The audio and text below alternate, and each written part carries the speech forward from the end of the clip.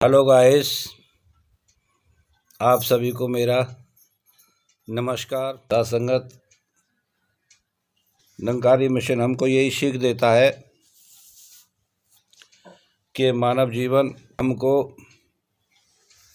परमात्मा को जानने के लिए मिला है। परमात्मा को जानो, परमात्मा को देखो। लेकिन हमारे भाई बहन कहते हैं कि परमात्मा को देखा नहीं जा सकता। ऐसा कुछ भी नहीं है। कबीरदास जी ने कहा है कि गुरु गोविंद दोनों खड़े, काके लागू पाए, बलिहारी गुरु आपने सो गोविंद दिए मिला है। सत्संगत गुरु और गोविंद दोनों को सत्संगत बता दिया तो हमें विश्वास हो जाना चाहिए कि हाँ, परमात्मा है। लेकिन इंसान इस माया की चकाचौंध में भूले हुए और इसी का दिया हुआ सब कुछ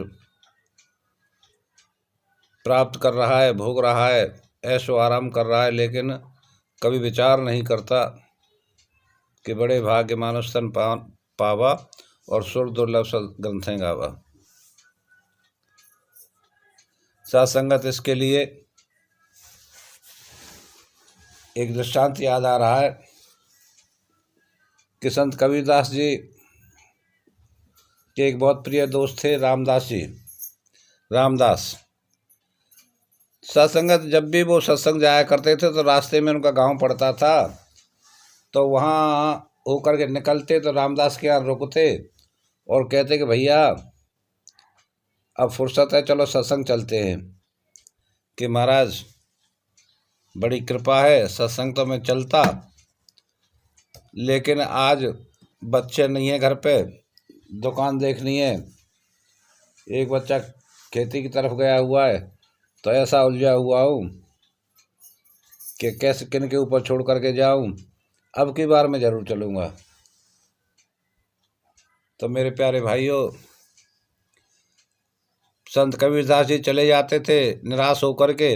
इस तरीके से जब भी वहाँ होकर के निकलते थे तो अपने दोस्त रामदास से कहा करते थे कि भैया चलो, देखिए समय के रहते हुए परमात्मा को जान करके और तब जीवन को जियो, तब तुमको जीवन जीने की कला आ जाएगी और सारी जानकारी हो जाएगी। लेकिन उन्होंने आखिर तक कोई भी समय ऐसा नहीं निकाल पाया कि कबीरदास जी के संग जा करके और इस परमपिता परमात्मा को जान करके इस पर समर्पण हो जाए। और सत्संग एक दिन ऐसा आया कि उनकी राम राम सत्य हो गई, और राम राम सत्य हो गई तो आगे सत्संगत उनको बैल की योनी मिली। उससे अगले गांव में 2-3 गांव छोड़ करके और एक किसान के यहाँ वो बैल बन गए। काफ़ी दिन के बाद में जब वो आए संत कबीरदास जी, तो उन्होंने अपने दोस्त को अड़ोस पड़ोस में पूछा कि भाई हमारे दोस्त रामदास नहीं दिख रहे। तो उन्होंने कहा महाराज वो तो चले गए, प्रभु को प्यारे हो गए। तो उन्होंने बड़ा दुख प्रकट किया कि मैंने तुझको कितना समझाया भाई दोस्त, लेकिन तूने मेरी एक बात नहीं मानी। और दुख प्रकट करते हुए वो सत्संग के लिए निकल गए। तो आगे क्या देखते हैं कि एक किसान खेती में हल चला रहा है और बैल है, एक बैल जोते जोते बैठ गया, अब उठता ही नहीं है। अब किसान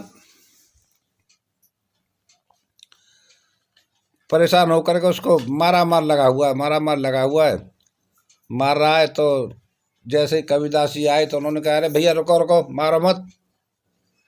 अरे कि महाराज तुम मारने ही कह रहे हो, अब तक मैं 3 बीघा खेत जोत लेता, लेकिन एक ये है, इसको सानी पानी चारा भूसा सब कुछ मैं मतलब समय से देता हूँ और फिर भी चल करके नहीं दे रहा है, मैं बहुत परेशान हूँ। बोले कि मारो मत, रुको। सत्संगत कबीरदास जी बैल के पास गए और बैल के पास जा कर के आँखों से आँखें मिलाई बैल से तो बैल की आंखों से टप टप आंसू गिरने लगे और बैल रोने लगा। उन्होंने अंतर्मन से देखा तो बोले, अरे रामदास, मैंने तुझको कितना समझाया, तू यहाँ बैल बना हुआ पड़ा हुआ है।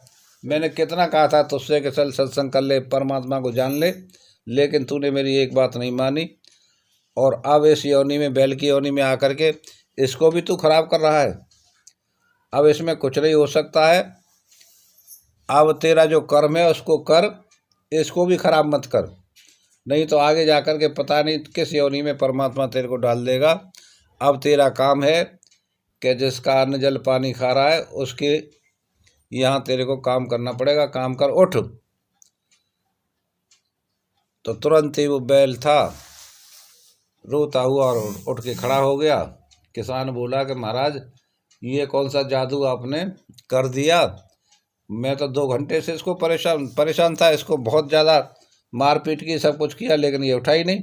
और आपने कान में जन क्या क्या बात कह दी और ये उठ गया। बोले कि ठीक है, तुम अपना काम करो, तुम इस रहस्य को नहीं जान सकते हो, तुम खेत जोतो और ये जुतवाएगा, ये काम करेगा, हल चलाएगा। और साथ संगत तो ऐसा समझा करके कबीरदास जी वहाँ से चले गए और जा कर के साथ संगत सत्संग किया। और उसने साथ संगत उस योनि में जो भी भोग था उसको भोगता रहा। तो मेरे प्यारे भाइयों, भक्तों, संतों, कहने का अभिप्राय यही है कि ये जो हमको जीवन मिला है ये परमात्मा को जानने के लिए मिला है।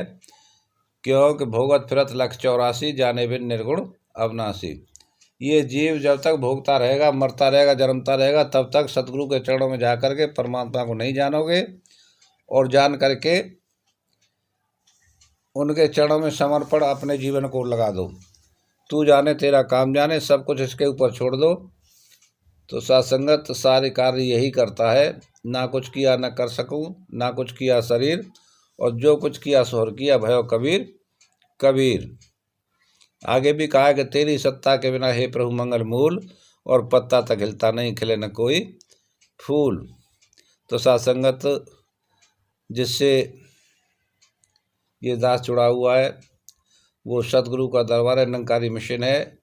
निरंकारी महात्माओं का उद्देश्य यही है कि इस उजाले को संसार में हर जगह फैलाए, सभी भाई बहन परमात्मा को जान करके अपना जीवन जिए। और ये झुकने का दर है, प्यार प्रीत नम्रता का दर है। इस पे ही सत्संगत, क्योंकि झुकता वही है जिसमें जान होती है और अकड़ तो मुर्दे की पहचान होती है। तो आओ मेरे प्यारे भाइयों बहनों, मैं यहीं अपनी वाणी को विराम देते हुए सभी से अनुरोध करता हूँ कि ये शब्द आपको अच्छे लगे हो, ये दृष्टांत अच्छा लगा हो तो इसे अधिक से अधिक शेयर करें, लाइक करें और कमेंट करके बताएं कि कहाँ कोई गलती है। पुनः सभी को मेरा नमस्कार।